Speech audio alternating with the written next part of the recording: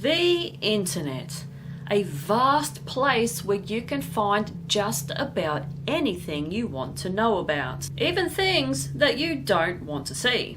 Today I will show you 5 disturbing things that I found across the internet that I wanted to share with you. Aren't you guys lucky?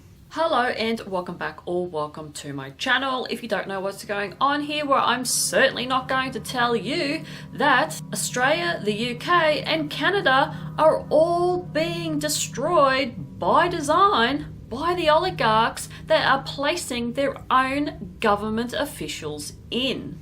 It's all rigged and we didn't vote for any of them. But I am a horror artist and I like to draw what I talk about in these videos. Now, I like anything to do with disturbing shit, and I like to draw. So I like to combine all of that into these videos to hopefully bring you a unique experience. Now, if you want to support me, I do have a Redbubble store where you can purchase the prints from what I draw. I just haven't updated it for a long time because I'm pretty slack and I'm only a one-woman show and I'm trying to do everything and work at the same time, and sometimes shit just doesn't work out. But I also have an Etsy store where you can buy felt toy patterns, and you can download, you can download a pattern, and then you can create a felt toy for yourself. I've got horror movie characters on there, I've got my own designs. Head across there and check it out. Now, with that being said, let's finally get on with the video and let's get on with the drawing.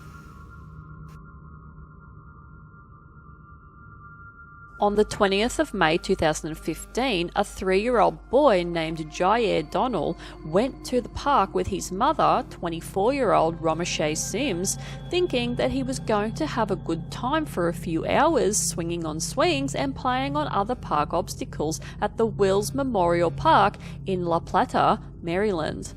Little did he know, it would be his demise. For 43 hours, Jair was pushed by his mother in the swing without stopping, with no jacket or shoes on, which resulted in his death from hypothermia and dehydration. The mother was found with her dead son by someone who had a visual of the park and noticed that both were there for an unusual amount of time, and they knew something was wrong, so they called authorities. Jair's body was so stiff that he had to be cut out of the swing. Both were taken to hospital where Romiche underwent a medical assessment. Apparently, they were homeless and Romiche had a history of mental illness.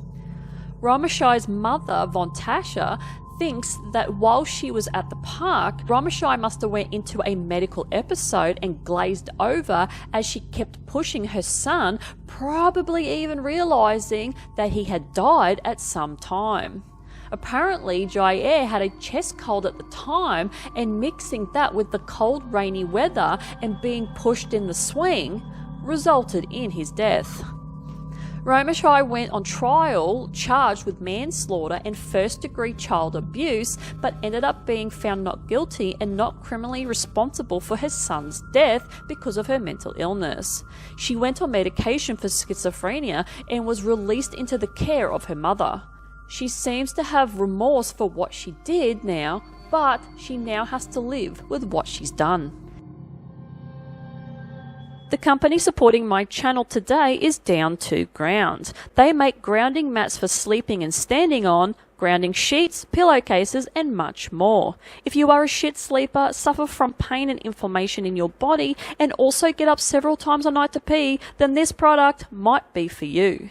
These grounding tools can reduce anxiety, depression and stress, heal wounds faster, improve blood flow and blood pressure, and rejuvenates your body to give you a more youthful appearance with improvements to your skin, as the electrons act like an antioxidant. Also, for us females, it can reduce PMS pain in just 6 weeks of using the mats. Gotta love that. If this sounds like something that you might be interested in, head over to downtoground.co using the links below. You will get 10% off your entire order. And if you are not happy with it, you can send it back for a full refund. Also, you get a free socket tester to make sure that your home is properly grounded for your mat to work, as it connects to the electrical socket but does not use electricity, just the grounding port, so you will not get electrocuted if it gets wet. It's natural, safe, and replicates the ions from the ground outside, which your body absorbs when you walk around barefoot. Enough about that, let's get back into the video. In 2024, a 25-year-old woman named Felicity Kedlick from Massachusetts came out and said that she was in a polyamorous relationship and married to a 6-foot male zombie doll named Robert and a zombie female doll named Kelly for roughly 6 years. Back in 2018, she married Kelly, who is 16 years her senior, and Robert in a private ceremony in her home. Felicity identifies as objectum sexual, which means someone who is sexually attracted to inanimate objects. She says she sometimes takes both to bed with her, sometimes just Robert, and other times just Kelly. Felicity states that the dolls are not jealous of each other and are good friends themselves. She also says that they have 10 zombie children together: Rachel, Luna, Billy, Holly, Victor, Marty, Finny, Gremley, Robbie, and Molly, that watched as Felicity, Robert, and Kelly got married by Felicity's granddad. Felicity is hoping that one day she will be able to take her dolls out in public with her without being judged. Also, Felicity says that her therapist told her that there is nothing wrong with her and it's not a delusion or disorder for her to be attracted to non-living objects. But, in my opinion, I beg to differ. People get home and business security cameras to protect themselves, their property, and contents, but even that is not sacred anymore. There is a website, well, there's actually a few, that post security cameras from all around the world that only use the default username and password for the device and have not secured them properly. One website is called Instacam and is based in Russia. This directory website has a list of unsecured IP cameras ranging around 100,000 devices from all around the world. You can browse the selection and pick which camera you want to watch, and you can watch it live as it is in real time. Another website is called Shodan, and it does a similar thing. It scans the internet for publicly accessible devices such as webcams, routers, and servers that are connected to the internet unsecurely, and allowing you to connect to them via open ports. It's mainly used by IT security professionals to find compromises in their own networks and such, but this website gets abused by cyber criminals. Shodan crawls through the internet to find those devices that are poorly configured that may even expose sensitive data. You can type into the search engine on the website any query you want to find, such as, for example, all unsecured smartphones, and it will give you a list of devices that have their phones set to unsecured. This is why the website is a favorite amongst hackers. Vulnerable systems can be attacked with ransomware, which is becoming a massive concern, and this can bring down big companies in an instant. I saw this too often when I was working as an IT technician and I needed to restore VMware machines from the previous day backups a lot because people were infecting the networks with ransomware viruses and crypto viruses. The best advice that I could give you is make sure that all your devices in your home and business are secure in any way possible, because when it could involve kids being watched by sickos, it's a no-brainer.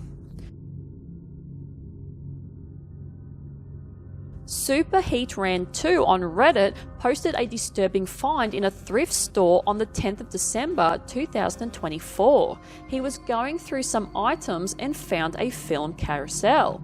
He opened up that said carousel and found this film strip in the carousel.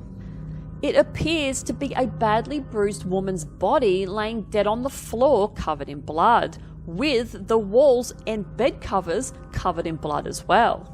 At first glance, it truly looks like a murder scene. Superheatran2 contacted police, who sent out an officer to investigate.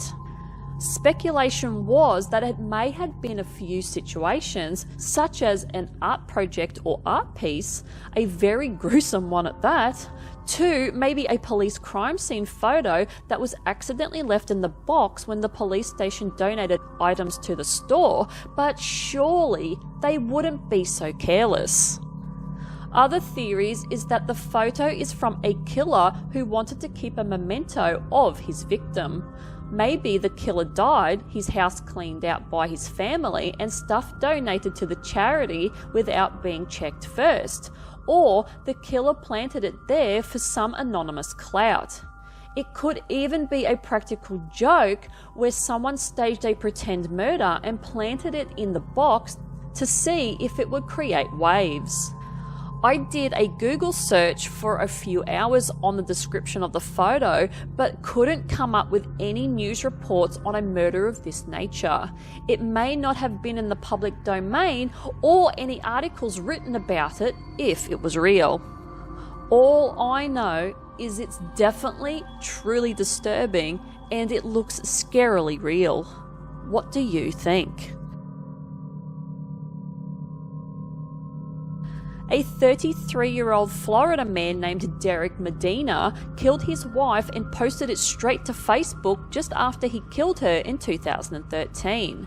Home security footage caught the moment Derek killed his 27-year-old wife, Jennifer Alfonso, by shooting her 8 times in the kitchen after he claimed it was in self-defense because she had been abusing him for years. Derek is also seen taking the photo of Jennifer laying dead in the kitchen and then posted it on his Facebook page with the caption, "RIP Jennifer Alfonso." Then he posted, "I am going to prison or death sentence for killing my wife. Love you guys. Miss you guys. Take care, Facebook people. You will see me in the news. My wife was punching me and I am not going to stand any more with the abuse, so I did what I did and I hope you understand me." The photo was up for about 5 hours before Facebook removed it and disabled Derek's Facebook account after complaints flooded in from people on Derek's friends list who were very concerned. Apparently Jennifer and Derek had a heated verbal fight in their bedroom first, just before Jennifer leaves to go downstairs into the kitchen to wash up. Derek decides to arm himself with a gun, walk down to the kitchen where he told Jennifer he was leaving. Jennifer apparently started punching him and grabs a knife, which can't be seen on the video, but then Derek comes into frame and shoots Jennifer, killing her. He walks off, then comes back and then takes the photo of her dead body lying on the floor. He then leaves and then turns himself into the police. The couple had a 10-year-old daughter which was in the house at the time as well, but was not harmed. Derek and Jennifer had a colourful past with each other, with them marrying in 2010 and then divorcing in 2012 and then remarrying 3 months later. Derek was found guilty of child neglect and the murder of Jennifer, as the jury and judge didn't buy his self-defense allegation, and he was sentenced to life in prison. Let me know your thoughts on these 5 disturbing internet finds that I found on the internet by leaving a comment down in the comment section below. Now, the illustration that I decided to do for this one today was a sort of a combination of taking just some elements from each of them, but I wanted the main focus to be on the swing incident because that is truly disturbing. So I took a creature, a very demented creature, like elderly looking kid type creature and stuck it on a swing, and it's basically dead, just sitting stiff on the swing. There's some gunshots on this poor creature, and it's also kind of very zombie looking as well. And it's another piece that I decided to do in watercolor. So I've gone back to watercolor at the moment. Don't know how long it's going to last. I'm sort of thinking I might fluctuate between the two and, you know, adding other things as well. So I'll see how I go. But anyway, that is it from me. Hopefully you enjoyed this video, and if you like this kind of content, like, subscribe, dislike it. I couldn't give two shits what you do. Hopefully you watch whatever's left of this video, and I see you guys in the next one. Bye.